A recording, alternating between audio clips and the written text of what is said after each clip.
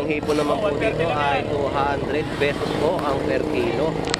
So, ang padre naman po dito ay 130 po ang per kilo. Good morning, Panay. Tapos ang lapu-lapu po dito na maliliit, no, 130 po ang per kilo at ang biko po ay 150. Ito ang kilo. Walang nakabiso ng kulang. Ilanay. At may tumpukan din po dito sa halagang 50 pesos. Magkano yung ipo mo sa big size? 350 na lang kuya Lando. So, 350. Ngayon, kanina po ay 370 po, no? Ngayon po ay 350 na lang po ang per kilo. Ano kilo mo ng ano? Gulyasan? Gulyasan. Ha? 80. So, 80 pesos po ang per kilo dito, no?